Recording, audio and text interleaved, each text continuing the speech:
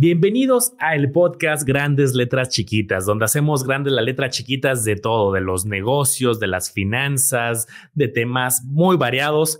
Y hoy estamos de manteles largos porque estoy con un buen amigo que admiro mucho, con el buen Roy Stewart, y nos va a hablar de temas que muchos desconocemos, pero son extremadamente importantes y uno nunca sabe cuándo los puede necesitar. Bien dicen por ahí que tienes que tener un buen amigo médico, un buen amigo financiero, ¿por qué no? Pero siempre en esa lista está un buen amigo abogado. Entonces, hoy estoy con Roy, que déjenme contarles, para los que nos escuchan, una de las razones por la cual admiro mucho a Roy es porque veo yo su contenido, está también activo en las diferentes redes y yo lo veo como muy integral. Te habla de parte fiscal, te habla de parte corporativa, te habla de parte penal. Así como es bien difícil encontrar un financiero integral, encontrar un abogado integral también me imagino que es algo muy complejo. Pero prefiero que tú te presentes, Roy, que nos platiques quién es Roy, qué es lo que haces y pues, muchas gracias por estar acá. Amigo, muy buena noche. Antes que nada, buena noche a tu auditorio. Buenas tardes, buenos días. Es un gustazo poder compartir contigo nuevamente pantalla. Honradísimo de la invitación para este espacio. Y pues me presento para las personas que amablemente nos ven. Mi nombre es Roy Stewart, soy abogado y como ya lo comentaba mi buen amigo Manolo, me especializo en la materia fiscal, pero por ahí andamos también incursionando en diversas áreas con el propósito siempre de compartir conocimiento, de resolver esas dudas más básicas y elementales que puede tener una persona.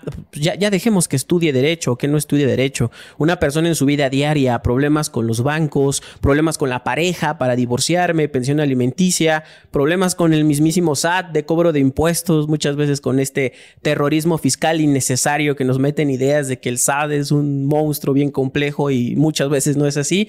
En eso andamos en el proyecto, amigo. Muchísimas gracias. Perfecto, pues para empezar a darle forma, yo algo que me intriga mucho conocer es ¿qué fue o quién te inspiró para estudiar Derecho? Me gustaría saber como el origen de qué te inspiró. Bienvenido al podcast donde hacemos grandes las letras chiquitas de la vida, los negocios, finanzas, bienestar, tecnología, estilo de vida y muchas áreas más, siempre de la mano de los mejores expertos.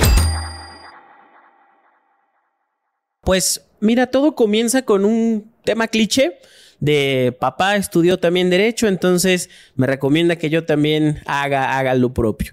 Tiene un origen un poquito más complejo. Él estudia contabilidad y después me dice, pues estudia contabilidad. Entonces lleva una carrera técnica en contabilidad en la preparatoria.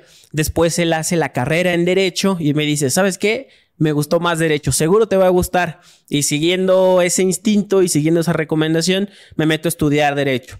El resultado final es que Derecho más contabilidad pues me empuja inevitablemente al derecho fiscal, que es precisamente el tema de estudiar cómo afectan las contribuciones, el pago de los impuestos, cómo te defiendes del cobro de los mismos, cómo se calculan incluso, y pues resultó ahí perfectamente de esta combinación de carreras. Pero el origen es ese. Mi papá me recomendó las dos carreras, tengo un poquito de contabilidad y muchísimo de derecho, y este fue el resultado final. Ok, qué interesante. Aquí se ve lo bueno es que se apasiona, porque luego he visto historias de que es también como por tema familiar, porque el papá, porque el abuelo estudió, pero a lo mejor la persona no le interesaba o no quería estudiar, pero aquí lo bueno que veo es que entraste al lugar donde debes de estar, ¿no? Sí, amigo, la verdad, te soy sincero, contabilidad no me apasionó.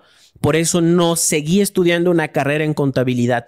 Sin embargo, agradezco muchísimo ese conocimiento previo porque me ayudó como no tienes idea, desde cosas bien básicas como pues, saber qué es un CFDI, qué es una factura, qué es una póliza. Todo eso que yo veía, pues, la verdad, bastante aburrido en mi carrera técnica, a la hora de que llego al derecho fiscal y tenemos que empezar a ver el tema de las pruebas y sentarnos a platicar con empresarios y sentarnos con la autoridad fiscal, pues empiezo a decir, yo sé qué es eso, yo sé qué es ese libro verde que tienes ahí porque ya lo he utilizado en otra carrera que tuve. Entonces, como bien lo dices, el derecho me apasionó y la carrera técnica en contabilidad pues me ayudó a potencializar todo eso. Buenísimo. Oye, Roy, algo que me enteré es que pues, vi que tú diste el discurso de graduación en la UNAM y algo que mencionabas ahí cuando estaba viendo tu discurso, porque está público, me llamó mucho la atención, mencionabas hay 120,000 personas que tratan de entrar al UNAM y de las cuales rechazan a la mayoría. Creo que mencionabas alrededor de 110,000. Entonces, es una selección extremadamente rigurosa. Pero la pregunta es, me queda claro el rigor para la selección. Me encantaría que nos platicaras desde tu experiencia, ya una vez dentro, ¿cómo sientes el rigor? Creo que allá afuera hay muchos debates, muchos mitos acerca de una universidad pública, una universidad privada. ¿Cuál es tu percepción ya del rigor ya estando ahí dentro del UNAM? Claro, Manolo, mira, como bien lo dices, yo estudié en la UNAM, otra vez recomendación de mi padre, y creo que fue la mejor decisión que pude tomar. El tema del ingreso sí es un poquito triste, como tú lo dices, este filtro de 120,000 personas y 110,000 van para afuera cada año. Es un tema preocupante en temas de capacidad del Estado para darle educación a todos. No vamos a hablar ahorita tanto de ese tema, pero fíjate que ya estando dentro de la universidad sí hay un rigor para la permanencia que vas notando al pasar de los años. Mi carrera fue de 5 años. Entonces yo veía cada año cómo se iban quedando atrás compañeros y compañeras, y que yo ya debo 2 materias de inglés, y que yo debo derechos humanos, y que yo reprobé tal materia. Entonces ya al llegar a esa recta final, cumpliendo claro con los tiempos, con el periodo que la institución te da de 5 años, pues te encuentras con un grupo de la mitad de los que entraron contigo, y la otra mitad o se fueron o se cambiaron de carrera o de pleno ya ni supiste qué pasó con ellos. Es un tema que sí, como lo menciono en el discurso, es difícil entrar, pero es más difícil salir, porque sí te requiere esos 5 años de una constante disciplina y dedicación, sobre todo en el sistema que yo elegí, que es semiescolarizado. Yo fui a la universidad solamente los sábados, con la responsabilidad de estudiar entre semana los contenidos por mí mismo y llegar nada más con dudas para el profesor. Y pues te encuentras ya hilando las dos preguntas con todo tipo de profesores. Afortunadamente, desde mi experiencia, creo que me tocaron los buenos en su mayoría. Tuve 3, 4 barquillos por ahí, pero de un total de más de 60 profesores, que 4 te salgan flojillos, como que sin sentido las clases. Yo creo que es una muy buena estadística, porque de muchísimos profesores y profesoras aprendí mucho, y me parece que sus métodos de enseñanza son de verdad de altísimo nivel. Ahora, tuve el privilegio de hace unos años comenzar a dar clases en una universidad privada. Entonces te puedo hablar de este contraste que me preguntas. Y existe mucho, como tú bien lo dices, de boca en boca. Ay, es que en la universidad privada pagas para que te pasen. Es que en la universidad privada pues es para flojos. Y no es así. En la universidad privada también me he encontrado con muy buenos docentes, pero también con muy malos docentes. Pero igual que en la UNAM, tampoco es como que tú digas, en la UNAM 100% son los mejores y en la privada 100% son de los peores. No es así. En cualquier lugar al que vayas va a existir esta disparidad entre personas que hacen bien su trabajo y personas que no lo hacen tan bien. A lo mejor la crítica enfocada a las escuelas particulares es el tema de la paga. Y ahí me gusta muchísimo cacarear este dicho de: a mí me costó 5 pesos mi universidad. Y no es tanto por presumir, es que es una verdadera ventaja el tema de estudiar en una de las mejores universidades de América, en derecho al menos, y decir, me costó 5 pesos. A lo mejor sí los libros y el material y lo que tú quieras, pero mi inscripción era de 1 peso, 1 peso cada año. Puedes dar un poquito más para apoyar a la Fundación UNAM y otros proyectos, que obviamente les aconsejo mucho que si alguien está estudiando, pues trate de dar un poquito más, porque ayuda a sostener precisamente esta educación gratuita. Pero el pagar 5 pesos por una educación de tan altísima calidad, yo siempre lo he agradecido, y es parte de lo que inspira al proyecto que mencionábamos al principio, ¿no? Oye, te costó 5 pesos tener estos conocimientos de tan alto nivel, pues rebótalos tantito hacia la sociedad. Tienes este medio de difusión tan grande que es el internet, y te los vas a quedar como acostumbra el gremio, y vas a querer cobrar por cualquier preguntita como acostumbra el gremio. Yo muy temprano me deshice de esas ideas y dije, pues vamos a aportar un poquito de lo que tenemos para dar, y vamos a echarle para adelante, retribuyendo precisamente justamente esta ventaja que la vida nos dio, amigo. No hay duda que si uno hace el análisis costo-beneficio sale perfectamente, y coincido mucho, no voy a repetir porque coincido mucho con todo lo que dices hay buenos profesores en privadas, en públicas, eso es parte del día a día.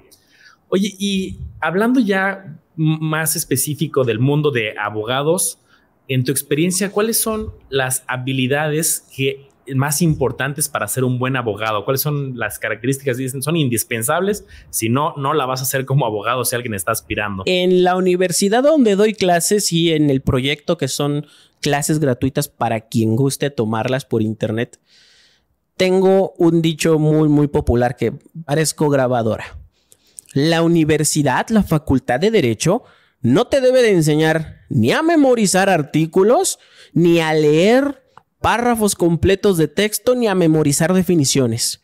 Te debe de enseñar dónde buscar, te debe de enseñar a interpretar y a explicar. Amigo, si tú dominas estas tres cosas en el derecho, la tienes ganada en la vida. ¿Por qué? Porque hay profesores y hay estudiantes todavía de la vieja escuela que para estudiar derecho te ponen a memorizar artículos de las leyes. Tenemos más de 300 leyes y reglamentos en el país. Dime si es humanamente posible para el promedio memorizar todo. No, te memorizas 10. Vamos a suponer que eres un prodigio y te llegas a memorizar 10. ¿Y luego qué? Y luego te las cambian. ¿Y qué haces? No aprendes a resolver problemas. Siempre les he dicho a los alumnos y a las alumnas, cuando alguien les llega con un problema, no siempre va a ser de la materia que ustedes dominan. Yo sé derecho fiscal, corporativo, contrato, civil, familiar, y me llega alguien a preguntar sobre derecho marítimo. ¿Qué le digo? Ay, esa no me la memoricé. Busca otro abogado o ven el otro mes para que ya me aprenda el código sobre los temas navales. Pues no, a ver, ¿cuál es tu duda? Ok, ya sé dónde buscar, dónde busco leyes, dónde busco criterios de los jueces. Ya lo sé hacer y lo voy a enfocar a ese tema que me estás preguntando. Ya lo leí y lo entendí porque sé interpretar. Cliente, venga, ya encontré su respuesta. ¿Cómo se la comunico? No se la puedo decir en mi mismo idioma técnico de abogado. Ah, pero ¿qué crees? Que sí sé enseñar y sé transmitir lo que ya encontré, descifrando ese lenguaje técnico con palabras que tú entiendas. Esos son los 3 pasos fundamentales y las 3 habilidades que yo siempre remarco que todo abogado, que toda abogada debe de dominar y debe desarrollar durante la carrera. Olvídense de memorizar, olvídense de recitar como periquitos artículos y definiciones, porque no sirve de nada, amigo. Yo creo que algunas series nos han mal enseñado eso, que el que más gana casos es el que más memoriza, y yo creo que es mucho más profundo de ello, a que debes de conocerlo, es mucho más profundo. Oye, y de ahí me surge una duda, ¿cuál es el área o la rama del derecho que es más compleja, más que hay muchos abogados dicen, yo ahí no me meto, esto está muy complicado, muy turbio, desde tu perspectiva? Mira, diste varios adjetivos y para todos hay respuesta, amigo. Ahí te va. ¿Cuál es la más compleja según la percepción general que yo he notado de mis estudiantes? Fiscal.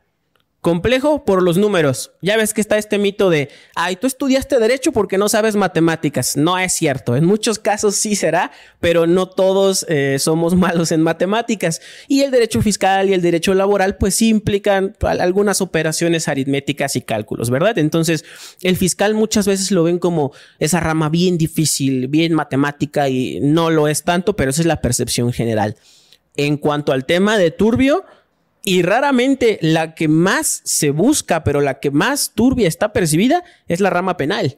La que tiene que ver con el tema de los delitos, de defender a personas que están siendo acusadas o de acompañar a las víctimas a un juicio ante un juzgado, llevar la investigación con el Ministerio Público. Este tipo de asuntos está visto como los más turbios, pues desde que el Ministerio Público tiene esta fama de aceptar incentivos para ayudarte a hacerlo más rápido, desde que en los juicios pues puedes tener por ahí amenazas de que si ganas te va a pasar esto, pero si pierdes también te va a pasar lo otro. Entonces pues no tienes ni a dónde voltear cuando estás defendiendo la posible comisión de un crimen. Esa es la más turbia y la que yo considero con más futuro, ya lo hemos visto en videos que se llaman las carreras del futuro, son sin duda el energético y el digital.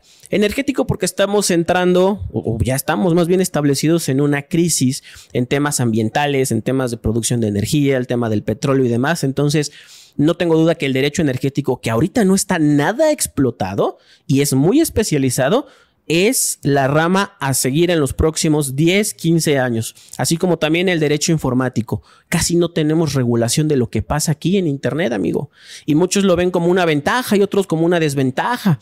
Es que en Internet cualquiera puede hacer lo que sea y se puede ir impune porque no tenemos policías ni jueces especializados en seguir esos rastros que van dejando los posibles criminales digitales.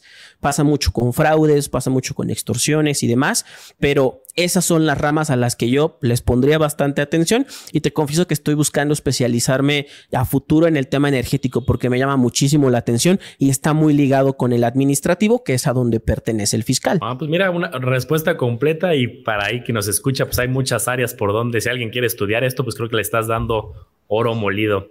Y ahorita que usé unas palabras pues muy especiales, complejo, turbio, háblame dentro de lo que me puedas platicar o quieras platicar de algún caso complejo, ya sea que te hayas enterado o tú te hayas enfrentado, claro, lo que se pueda contar, porque seguramente te has de saber muchísimas historias complejas y cómo lo abordaste. Pues mira, te puedo platicar en particular del caso más difícil que he llevado en mi carrera. Lo llevé estando presente en un despacho en materia fiscal. Fíjate que era una empresa que se dedica al tema del uso del cartón. Productos comunes que tienes en su casa, esa empresa hacía los empaques de cartón, cereales, leche y demás. Entonces, pues era una empresa muy, muy grande. Y bueno, Roy, ¿cuál es el problema con una empresa que hace cajas de cartón? Pues que el SAT le quería cobrar 150 millones de pesos en impuestos. Para dimensionar, si te están cobrando 150 millones de pesos en impuestos, significa que generaste por lo menos 5 veces más que eso. Porque el SAT no te cobra todo lo que tienes de dinero, te cobra una partecita, ¿no? De ahí dame mi mordida porque me toca de impuestos, y en este caso eran 150 millones de pesos. ¿Cómo lo abordamos? Con lo que me apasiona del derecho, que se llama defensa fiscal. Básicamente el SAT, la autoridad fiscal, llega y te dice: Manolo, tú me debes impuestos porque ya me di cuenta que te depositaron y te pagaron y tú no me reportaste nada a mí. Entonces aquí está tu cuenta, págame.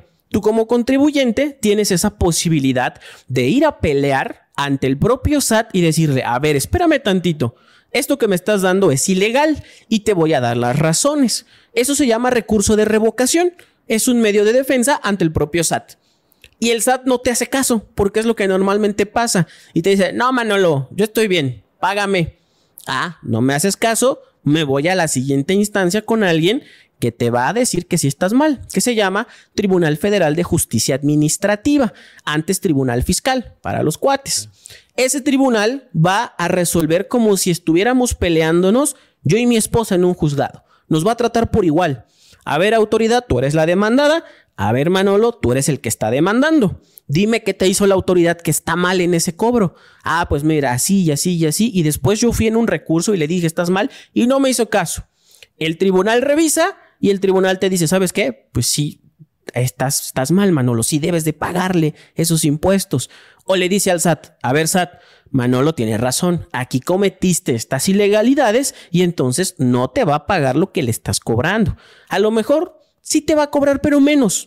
O no te va a cobrar nada. En este caso, y por la razón por la cual me gusta platicar tanto de este asunto, es porque de estos 150 millones de pesos logramos bajarlo a 20. Wow. Imagínate nada más el decirle al cliente: cliente, ya no debes 130 millones de pesos. Es de verdad un alivio y algo para hacer fiesta, como no tienes idea. Fue un trabajo en conjunto con otros 2 colegas.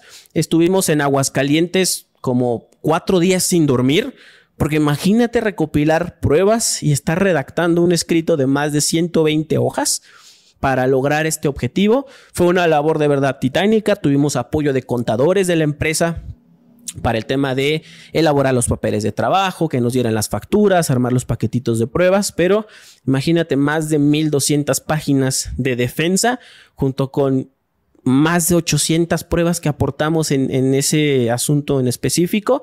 Fue muy cansado, pero al final lo platico tanto porque fue una labor titánica. Fue el monto más grande que he visto en mi vida de adeudo de impuestos y el resultado pues fue espectacular desde mi óptica. Pues mira, creo que es un alivio para todos el saber que está la primera instancia, el SAT, oye, no me pela, y que existen más instancias es algo que creo que la mayoría desconocíamos y es bueno saber que puedes desahogar el caso. Sin duda va a ser difícil y necesitas especialistas, pero mira, creo que es un caso de éxito bien interesante a contar.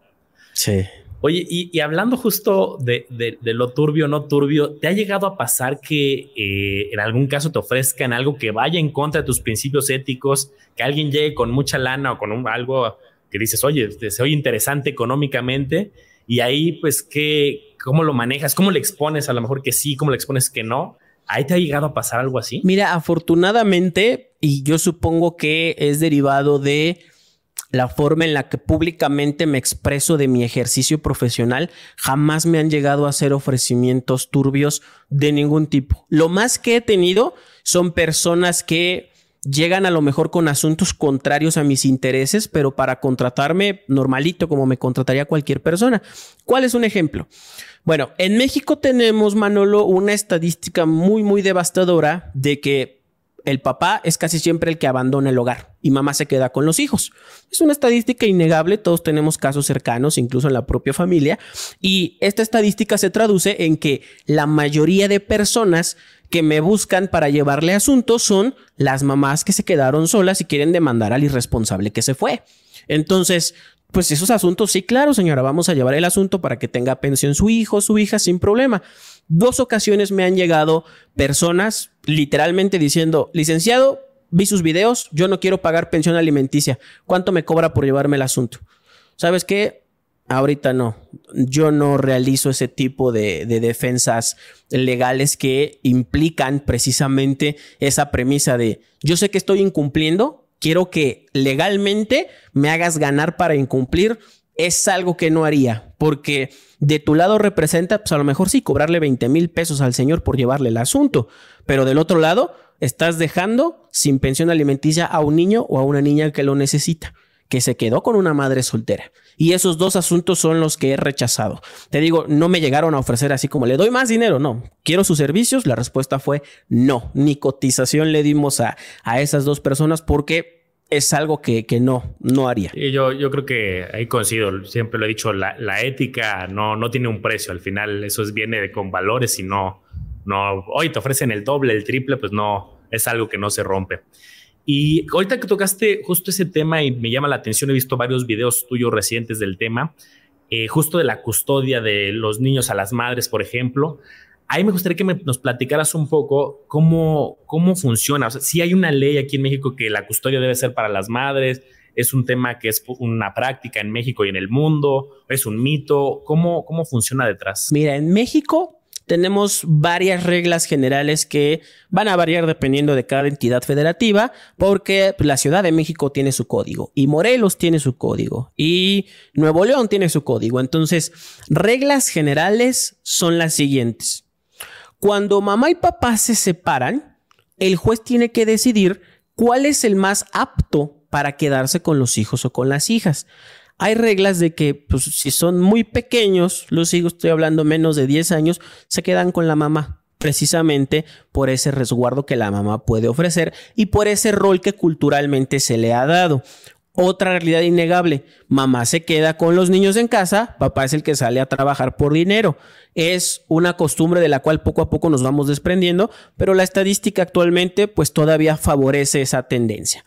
Entonces, cuando se dan estos casos, hay que ponderar quién es el más apto. Y quién es el más apto no siempre depende de quién gana más dinero o quién sí tiene casa, sino por ejemplo de temas psicológicos. Oye, a lo mejor el papá tiene todo el dinero del mundo, pero pues ya demostramos que tiene tendencias violentas, o que tiene tendencias medio raras con la pericial en psicología, que es un examen que te hace un psicólogo y te dice, no, mejor que se quede con la mamá y que el papá pague la pensión, porque aquí va otra regla, amigo. Cuando se separan, obviamente el menor o los menores se tienen que quedar con uno de los dos. La regla general es, el que se queda cuidando a los hijos ya no paga dinero de pensión alimenticia. El otro que se va y no los tiene es el que debe de aportarlo. Y en esto muchas veces se confunde la sociedad y dicen, no, es que la pensión alimenticia siempre es para los papás. No es cierto. La pensión alimenticia es una obligación de ambos progenitores, de papá y mamá. Si los niños se quedan con el papá, pues ni modo, la mamá va a tener que estar pasando la pensión alimenticia. Pero como casi siempre la más apta es la mamá para quedarse con los hijos, como casi siempre el papá es el que se va de infiel, como casi siempre el papá es el que tiene tendencias agresivas y violentas, pues te quedas con los niños y papá es el que tiene que pagar. Entonces es más o menos la regla general, amigo. Te pueden determinar que cualquiera de los dos se quede con los menores, pero hay que determinar en función de algo que se llama interés superior del menor. Esto es, todas las decisiones de ese juicio tienen que buscar lo que sea mejor para los niños y las niñas. Si es mejor quedarse con la mamá, adelante. Incluso hay ocasiones en que llegan a preguntarle a los hijos y las hijas, oye, ¿con quién te quieres quedar? Oye, ¿tu papá cómo es? ¿Tu mamá qué hace? ¿Cómo te trata? ¿Qué hacen cuando está de vacaciones? ¿Dónde te deja cuando se va a trabajar? ¿Comes todos los días? ¿Tienes amigos? ¿Te ayuda con tus tareas? Todos estos elementos son los que se engloban en la decisión del juez y dice, ¿sabes qué? Lo mejor para este niño o esta niña es quedarse con papá o es quedarse con mamá. Y en función de eso derivan las demás obligaciones, amigo. No tenía idea que era tan complejo ese tema de psicólogo, entrevista. O sea, se hace toda una investigación para determinar lo que es quién es el más apto. No sabía que se llegaba a esa profundidad. Y por ejemplo, ahorita que hay una situación compleja para muchas personas en el mundo, ¿qué pasa si no tiene ingresos el que le toca dar? Ya entendí que puede ser mamá, papá, no tiene ingresos y no se puede hacer cargo de la pensión alimenticia y así está durante mucho tiempo, o a lo mejor, peor aún, a lo mejor no los declara, está en la informalidad, dice que no tengo ingresos. Ahí también creo que está muy complejo. ¿Ahí qué pasa? Muy buena pregunta, amigo. Y es que este tipo de cosas son las que en verdad ayudan a las personas, porque es un caso como no tienes idea que se repite. Me acaban de mandar un mensaje como a las 3 de la tarde. Licenciado, ya quedó presentada la demanda, pero este señor se va a salir de trabajar porque ya se la sabe cómo evitar pagar la pensión alimenticia. ¿Es posible que sea tan irresponsable y que nuevamente deje a mis niños sin su pensión? Y la respuesta es la siguiente para todas y para todos quienes necesitan escucharla. La pensión alimenticia es una obligación, no es una caridad, no es un favor como muchas veces te lo quieren hacer ver. Es una obligación judicial. Y judicial quiere decir que te la impuso un juez. ¿Y qué crees que pasa si desobedeces a un juez? Vamos por partes. No tienes trabajo. Pasa 1 o 2 meses, el juez te va a decir, ¿qué comes aire? ¿Haces fotosíntesis para alimentarte? ¿De dónde estás sacando dinero? No te hagas. No, señor juez, no he encontrado trabajo como don Ramón. Salgo a buscar todos los días y no encuentro. Ah, sí, vamos a preguntarle a los bancos. Comisión Nacional Bancaria y de Valores, mándame todos sus estados de cuenta a nombre de este fulano. Y si veo que tienes depósitos, de ahí voy a presumir que si tienes un trabajo informal o que si tienes una tarjeta de crédito y la has estado pagando, si tienes manera de pagarme la pensión. ¿No haces caso? Ok, no me hagas caso. 3 meses sin pagar pensión alimenticia y te vas a la cárcel. Órale. Esa es una de las cosas que no muchas personas saben. Si ya tienes determinada la pensión, el juez ya te está obligando a pagarla, incumples 3 meses, te pueden denunciar ante el Ministerio Público para que vayan y te encierren y te meten a la cárcel hasta que pagues. Porque ya estando uno adentro, quién sabe cómo le hacen, pero consiguen, amigo. Consiguen con amigos, con familiares, venden hasta la camioneta y pues sí tenían dinero. Y entonces esta medida que parece ser muy extrema, porque algunas personas me han dicho, tengo un cliente, una clienta que me ha dicho, es que yo no quiero meter al papá de mi hija a la cárcel. O sea, pues sí nos abandonó, sí es un incumplido, pero yo no quiero que se vaya a la cárcel. Todo cambió cuando el señor le levantó una denuncia falsa de maltrato infantil y dijo, ah, sí, dijiste que yo le pegaba a mi hija, la denunció falsamente, amigo. Ahora sí vamos a meterlo a la cárcel, licenciado. Si incumple, quiero que inicie la denuncia y lo metemos para que se le quite, porque yo estaba actuando de buena fe y él vino a inventar que yo le pegaba a mi bebé para que me la quitaran o no sé qué querían. Total, que tuvimos que ir con nuestra clienta al Ministerio Público, le hicieron pruebas físicas al bebé, que estaba bien, le hicieron pruebas psicológicas a la señora, que estaba bien, y pues, ¿saben qué, señora? Disculpe, no hay nada que investigar, pero el señor nos dijo, y nos toca, como hay un menor involucrado, venir a preguntar. Ah, no se preocupen, ahora va la nuestra. Cuando deje de pagar el angelito, 3 meses y se va a la cárcel. Y te la pongo peor, amigo. Si tú tienes trabajo y te sales de trabajar para no pagar pensión, también es delito y te vas a la cárcel. ¿Por qué? Porque la ley ya se la sabe. Y claro, porque la ley dice, todas estas mañas que me aplicabas en el pasado, ya no. Y tenemos esos cambios importantes en la última década que están buscando proteger más y más a las madres solteras y a los hijos e hijas que son abandonados. Hay todo un mecanismo y sistemas bien estructurados. Yo creo que luego malamente a lo mejor decimos, no, es que en México no se cumplen las leyes, no existe, no son muy... todo se puede arreglar, no sé, pero me le estás dando a entender que sobre todo aquí, yo creo en especial cuando hay un menor involucrado que tema súper delicado, sí debe haber procesos muy rigurosos y pues, qué bueno que se ha ido evolucionando a pues, que sea lo justo, ¿no? Al final para lo mejor del menor en este caso. Así es, amigo. Oye, y yo estaba viendo hace tiempo un video que me salió, la verdad es que me gustaría profundizar que también existe como algo que se llama un acta de conciliación y ahí se puede demandar también alimentos. No sé, eso ¿me podrías explicar un poquito más algo que explicabas de cierta acta de conciliación? Mira, la conciliación es una figura que consiste en llegar a un común acuerdo. Cuando nos divorciamos, mamá y papá, no necesariamente nos tenemos que ir a pelear. Puede existir entre los dos un convenio que firmamos ante el juzgado y listo. Ya no nos requiere gastar más en abogados y abogadas. Ese es un gran problema, amigo. Qué bueno que lo tocas, el tema de la conciliación, de la mediación y de la solución alterna de conflictos. Siempre les hago la invitación a las personas que están estudiando derecho a que no sean el típico abogado pleititos. ¿Quién es el abogado pleititos? El que para todo quiere demandar. El que por cualquier cosa, sí, págueme, yo le llevo el juicio. Oye, espérate, ¿ya analizaste si hay otra solución menos costosa para la parte? Porque que tú le lleves un juicio de pensión alimenticia va a salir en mínimo 15,000, 20,000 pesos. ¿Por qué no mejor le dices, nos sentamos con el señor, le proponemos un convenio y si firma, pues ya, lo metemos por convenio, nos ahorramos 1 año, 2 años de estar peleando y usted se ahorra 15,000 pesos y nada más me paga 5 o me paga 8. Algo menos porque pues voy a terminar el asunto muchísimo antes y es dinero, honorarios prontos para mí y es una solución pronta para usted y para el señor. Pues no.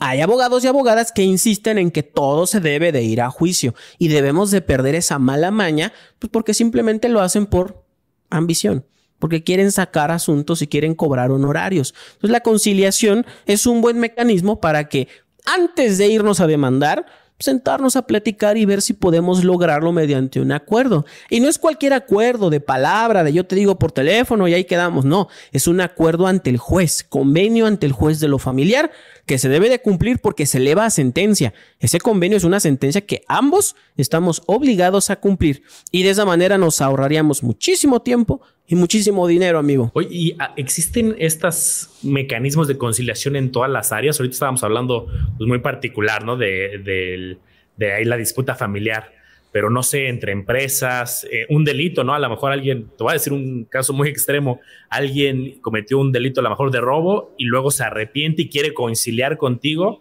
de que no metas una denuncia. ¿Existe para todas las áreas? Sí. Para todas tenemos métodos alternos. Para la materia penal, sobre todo, está el perdón del ofendido.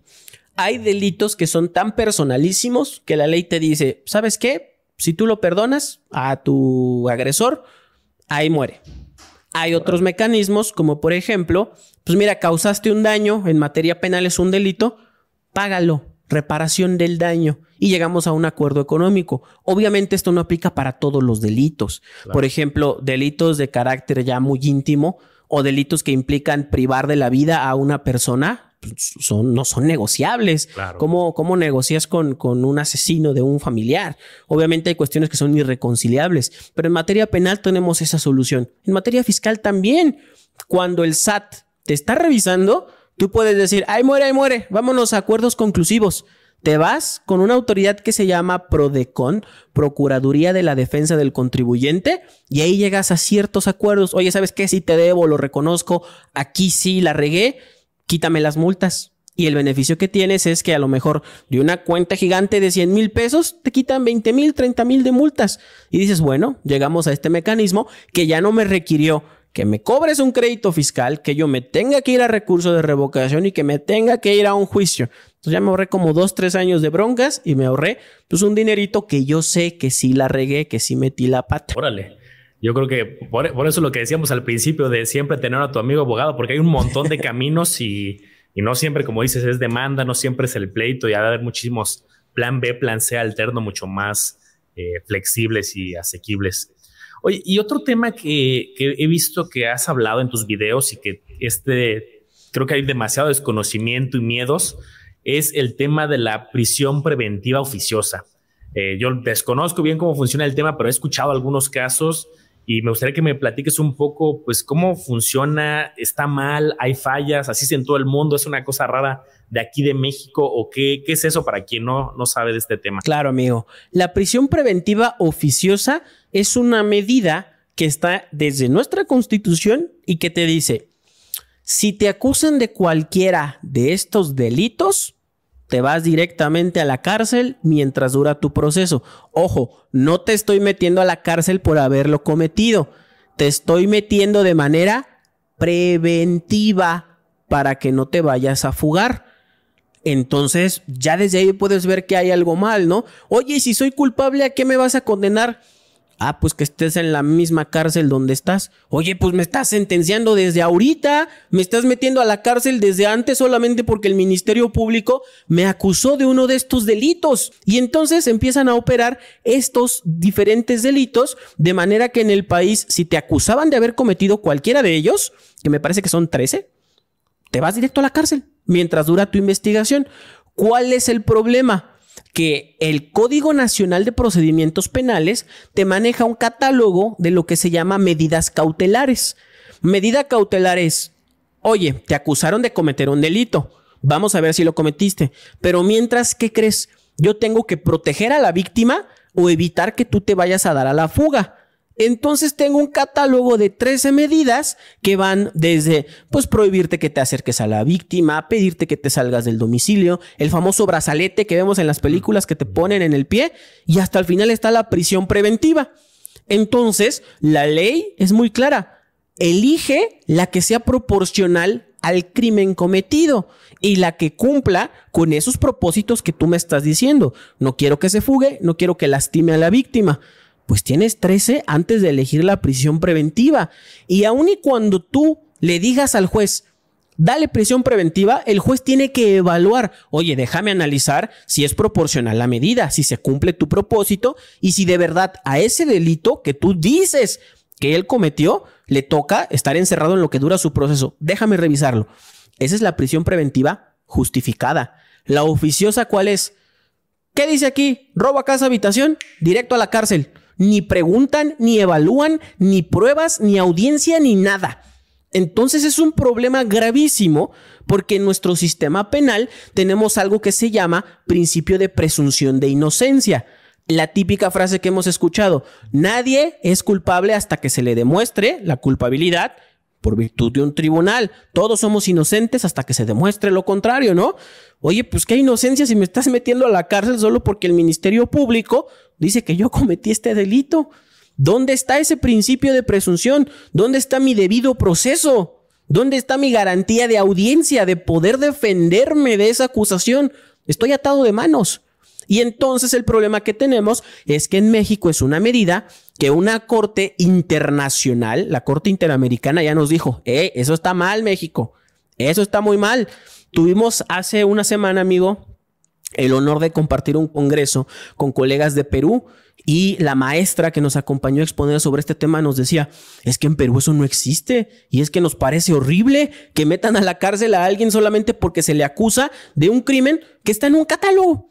Y el problema es que ese catálogo está en tu propia Constitución. Y el problema es que tu Constitución básicamente te dice, mete a la cárcel a quien esté en esta lista de crímenes que el Ministerio Público señale por cualquiera de estos, mételo inmediatamente. Oye, le pregunto a un juez, no, mételo. Y entonces es una medida totalmente desproporcional y que va en contra de todos los principios de nuestra Constitución. La Suprema Corte, que es el tribunal máximo aquí en México, amigo, ya lo estuvo discutiendo. Y la mayoría de nuestros ministros, que son 11, llegaron a la conclusión, la prisión preventiva oficiosa está mal. La prisión preventiva justificada Está bien, siempre y cuando existan los elementos y el debate y las pruebas.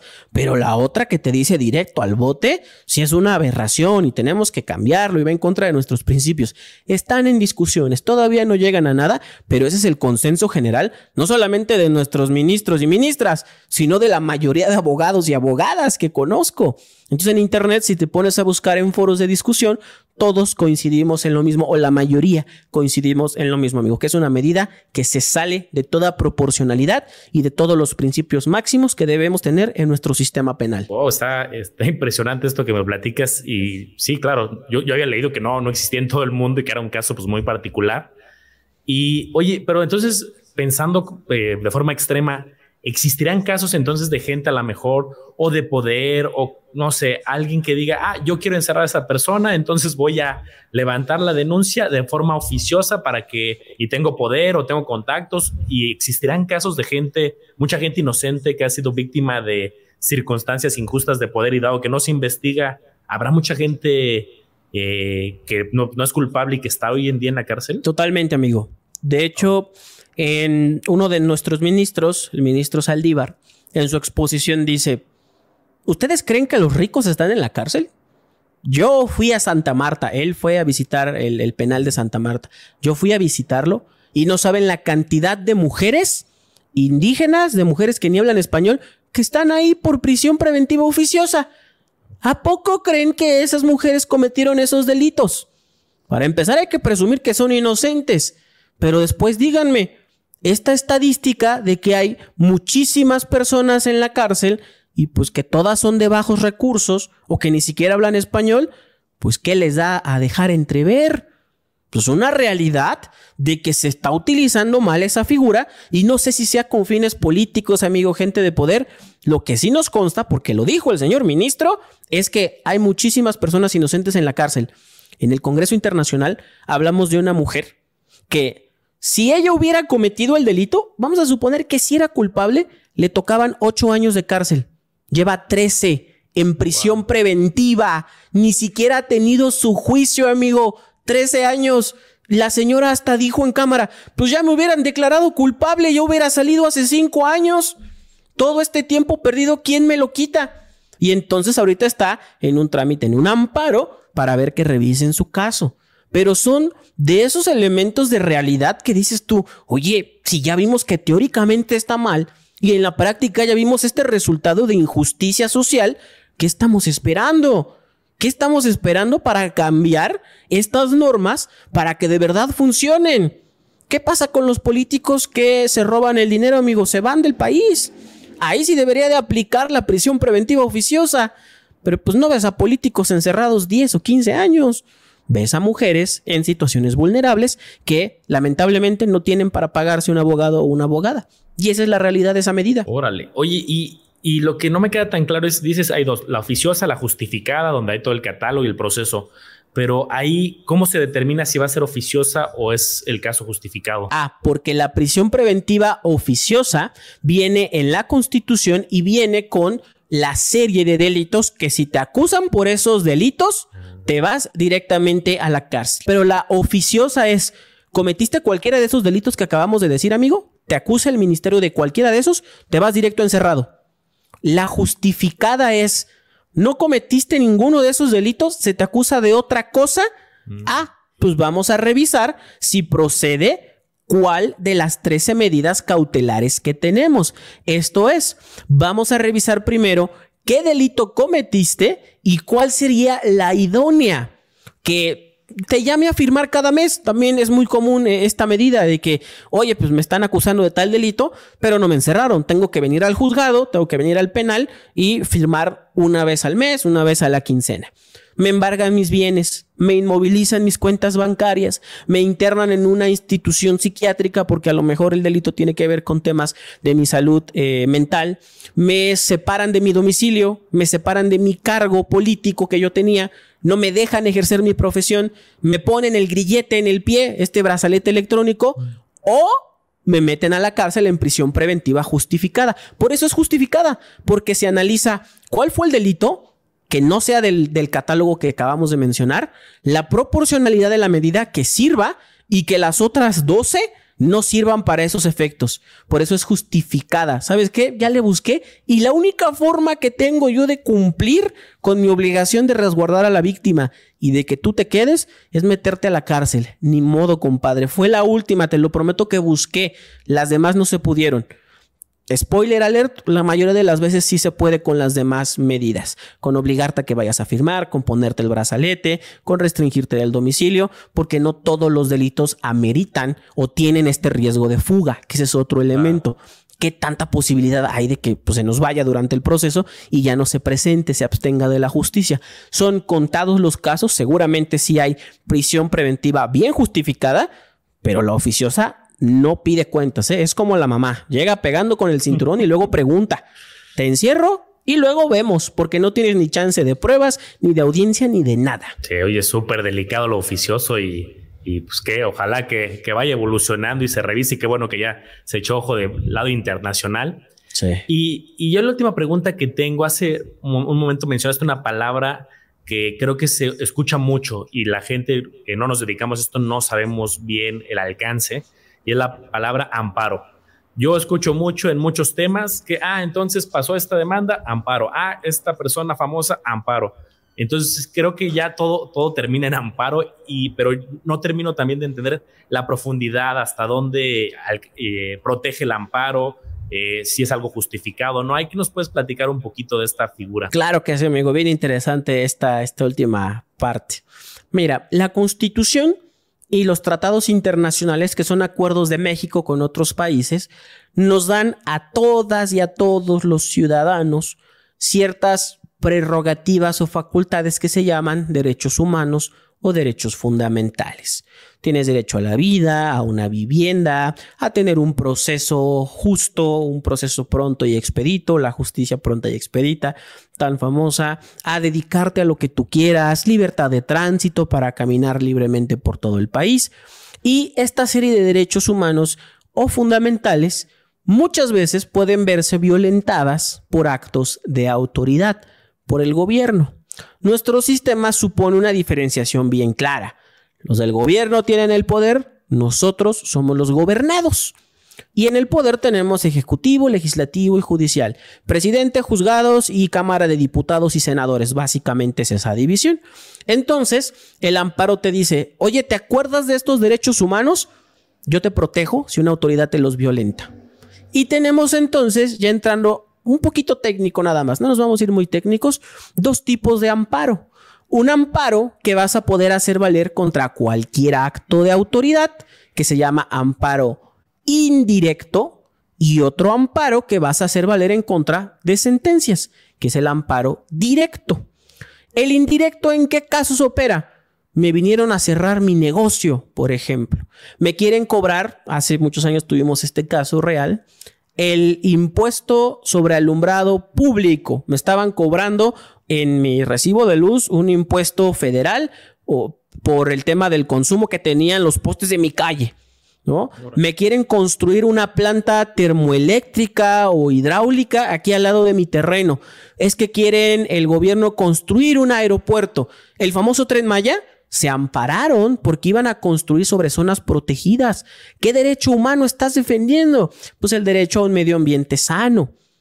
Entonces, este amparo indirecto es contra toda esa gama de posibles actos de autoridad. Y el directo, que es el que más vemos entre abogados y abogadas, es en contra de sentencias. Oye, es que Manolo me demandó a mí y yo perdí. Manolo ganó la demanda ante un juez de lo civil. ¿Ahí muere? No. ¿Qué crees, Manolo? Yo creo que esa sentencia está mal. Entonces me voy a ir a una segunda instancia para que el juez superior al que nos atendió revise y diga si está bien. Eso se llama apelación.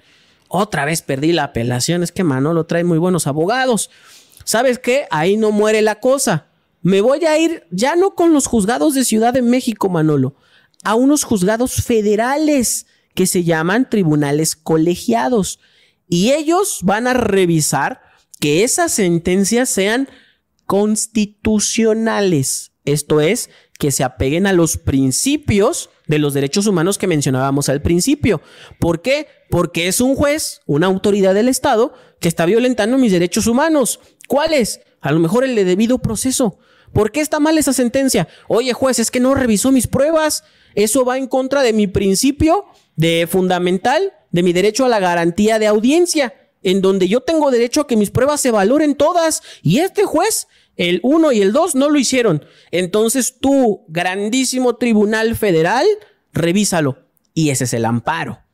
Entonces, estos dos tipos de amparo pues sirven para lo mismo, pero sobre diferentes actos. El cuidar, el proteger, el restituir los derechos humanos que sean violentados por la autoridad. Ok.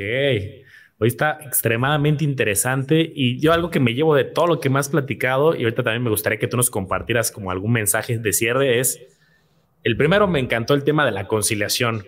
Veo lo complejo que puede llegar a ser tanto para los dos lados, ¿no? Si son dos particulares, dos empresas, una empresa y una persona, demando, mete un amparo, se va a otra instancia de amparo, a una nacional. Entonces me imagino el desgaste emocional, el desgaste económico, tiempo y que no se resuelve algo. Luego con el tema oficioso hasta miedo hay, pero ya dejaste muy claro que son un catálogo muy específico y bueno, eso también me la llevo de conclusión de cómo existe, pero yo creo que el camino es haz las cosas bien, punto número 1. Punto número 2, concilia y busca algunos métodos alternos y ten tu amigo abogado o un buen despacho de abogado detrás porque al final pues es todo un mundo que no vas a resolver tú solo y al final pues necesitas especialistas como en toda el área, ¿no? Como nutrición, como finanzas. Y qué mejor que tenerte aquí hoy, amigo, porque fue una gran cátedra para todos los que no somos especialistas. ¿Qué mensaje, Roy, te gustaría dar de cierre? Y también, acabando el mensaje, ¿dónde te pueden encontrar? Muchísimas gracias, amigo. Mensaje, vamos a dividirlo en dos partes. Para el público en general, que no estudia derecho. El derecho es para todas y para todos. Está ahí para cuidarnos y lo podemos hacer valer. Yo sé que muchas veces tenemos en contra el sistema y tenemos esta idea de que todo es corrupción y por qué voy a perder tiempo. Es más, los propios abogados son bien ratas.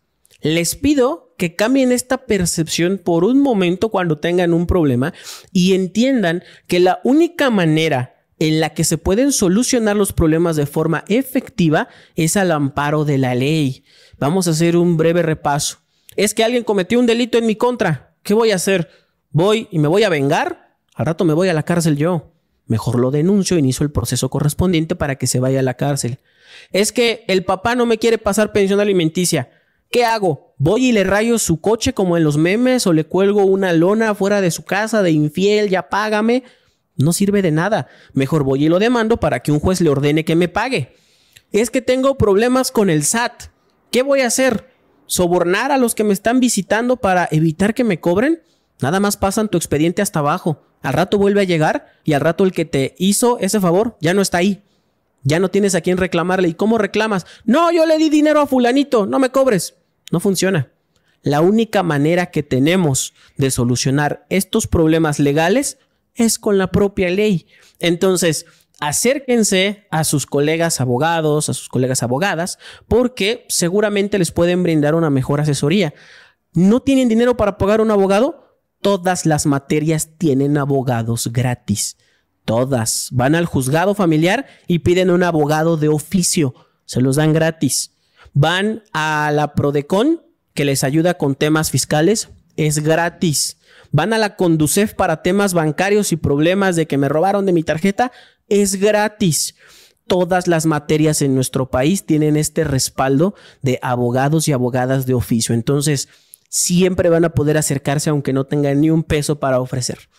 Y mensaje para colegas, abogadas y abogados o, como me gusta llamarle, amigo, abogados en formación a los estudiantes que están en estos semestres de la carrera ahí luchando por salir y conseguir el título. Entiendan que el estar cursando una carrera universitaria es una posición de privilegio. Entiendan que tener acceso a educación superior es algo que no mucha de la población que nos rodea tuvo. Y entiendan que si están ahí es porque las condiciones sociales y económicas e incluso geográficas determinaron que ustedes pudieran hacerlo. Cuando entienden lo afortunado que son, empiezan a ver hacia atrás y a decir cómo ayudo y a decir cómo logro salpicar tantito de este privilegio con los conocimientos que estoy adquiriendo para apoyar a alguien más. Y eso no solamente les va a ayudar a ustedes, va a ayudar a todo el gremio que está tan estigmatizado. Es que el abogado nada más quiere dinero. Es que el abogado es bien egoísta. Es que la abogada es bien ratera. ¿No les gustaría quitarse ese complejo de encima que toda o la mayoría de la gente tiene sobre nosotras y nosotros? ¿Cómo la cambiamos? Empiecen a ayudar. Nada les cuesta, si alguien les hace una preguntita que pueden resolver en 5 o 10 minutos, darse el tiempo para resolver esa consulta. Diario recibo mensajes que piden ayuda para situaciones que cualquiera diría, está re fácil. Pues sí, pero esa persona a lo mejor ni siquiera acabó la secundaria. Me llegan personas, Lick, es que me llegó un señor en moto y dice que me va a embargar y ¿qué hago? Mi mamá está enferma. Y no saben la preocupación que traen. Tan fácil que es leer el documento en 5 minutos y decirle qué es lo que puede hacer. Una mamá soltera, Lick, es que ya no tengo para los pañales de mi hijo y el papá no me pasa dinero, ¿qué puedo hacer? Estoy desesperada. Tan sencillo como darle la orientación de a dónde puede acudir para hacer exigible esa pensión alimenticia. Lick, me vaciaron la cuenta bancaria hace apenas unos meses. Me vaciaron mi cuenta, son los ahorros de toda mi vida. Llorando la pobre señora. Señora, tranquilícese, se puede solucionar. Le prometo que en 2 semanas tiene su dinero en su cuenta. Va a ir a Conducef y así y así. Aquí está el escrito, se lo mando. Llénelo con sus datos. 10 minutos me tomó hacer el escrito y enviárselo. Y no saben la felicidad y tranquilidad de la señora en 2 semanas. ¿Qué les cuesta? Les cuesta 0 y les da muchísimo a cambio. Porque esas personas después las recomiendan. Y esas personas después los aprecian y les tienen gratitud. Y poco a poco se van quitando esa mala vestidura de los abogados rateros y los abogados que solo quieren dinero y los abogados que no ayudan y son envidiosos. Entonces, es un bonito ejercicio para que lo intenten. Les hago la cordial invitación y también, si ustedes son fanáticos del aprendizaje constante, amigos, si me lo permites, les hago la invitación al proyecto que tenemos tanto en Facebook como en YouTube, como en TikTok, como en Instagram. Es Roy Stuart en todas las redes, su servidor. ¿De qué va? En Facebook tenemos ya más de 150 horas de clases gratuitas de las materias que se imaginen. Notarial, fiscal, corporativo, familiar, contratos, civil 1, acto jurídico y personas, penal 1, penal 2, penal 3, penales, de lo que más tenemos. Entonces, les hago la invitación para que puedan ir a la página de Facebook para buscar los videos que sea de su interés y diario estamos compartiendo contenido con pequeños tips que en 3 minutos les prometo que les puede ayudar a resolver una cuestión cotidiana, problemas con bancos, problemas de pensión alimenticia, incluso problemas fiscales, rompiendo mitos que pues, la mayoría de la gente solamente replica y replica. Hace tiempo estuvo esta cuestión bien famosa de, no, que si te depositan ahora en efectivo a tus cuentas te va a cobrar el SAT. Pues hacemos un video desmintiendo esa información falsa y te platicamos de manera sencilla cómo es que sí funciona. De eso va el proyecto, de poder ayudarte, de poder compartir conocimiento y les hago la cordial invitación al estimado público de mi amigo Manolo para que si gustan, ahí estamos a la orden. Ahí lo tienen en voz de Roy Stuart, haciendo grandes las letras chiquitas del mundo de abogados, derecho y muchísimos temas interesantes. Muchísimas gracias, amigo Roy. Te mando un fuerte abrazo y nos vemos en el próximo episodio a todos los miembros de Grandes Letras Chiquitas.